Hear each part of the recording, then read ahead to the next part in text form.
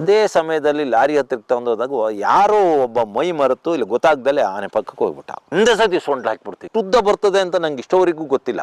ಆನೆ ಸೊಂಡ್ಲ ಬೇಕಾದಾಗ ಅದು ಹಿಂಗೆ ಕುಗ್ಗಿಸಿರ್ತದೆ, ಕೆಲವು ಟೈಮ್ ಅದಕ್ಕೆ ಬೇಕಾದಾಗ ಸೊಂಡ್ಲ ಉದ್ದನೂ ಮಾಡ್ತದೆ. ಇಲ್ಲಿ ಬೇಟೆಗಾರರು ಆನೆಗಳಿಗೆ ಮಾತ್ರ ಹೆದರೋದು, ಅದರಲ್ಲೂ ರಾತ್ರಿ ಹೆಡ್ಲೈಟ್ ಕಟ್ಕೊಂಡ್ ಹೋಗೋ ಶಿಕಾರಿಗಾರರು ನೋಡಿ ಇನ್ನು ಕಾಡಿಗೆ ನುಗ್ತಾರೆ. ಈ ಆಪರೇಷನ್ ಸಕ್ಸಸ್ ಆಗಕ್ಕೆ ಇಂಥ ಆಪರೇಷನ್ಗಳು ಎಲ್ಲೂ ನಡೆದಿಲ್ಲ, ಇನ್ನೂ ನಡೆಯೋದು ಇಲ್ಲ. ಅದು ಇಂಥ ಒಂದು ದುರ್ಗಮವಾದ ಒಂದು 1000 ಎಕರೆ, ಒಂದು 100 ಕಿಲೋಮೀಟರ್ ಅಗಲ ಇರೋ ಅಂತ ಒಂದು ಪಶ್ಚಿಮ ಘಟ್ಟದ ಗರ್ಭದೊಳಗೆ ಕೇವಲ ಕಾಡನ್ನು ಫಾರೆಸ್ಟ್ಗಳು ಮಾತ್ರ ಕಾಯೋದಲ್ಲ, ಆ ಭಾಗದಲ್ಲಿರೋ ಹುಲಿಗಳು, ಆ ಭಾಗದ ಆನೆಗಳು ಕಾಡನ್ನು ಕಾಯ್ತವೆ. ಈ ಆನೆ ಅಲ್ಲಿ ಇದೆ ಅಂತ ಹೇಳಿ ಆ ಕಾಡೊಳಗೆ ಕಳ್ಳ ಬೇಟೆಗಾರರು ಹೆದರ್ಕೊಂಡು ಕೂತಿದ್ರು.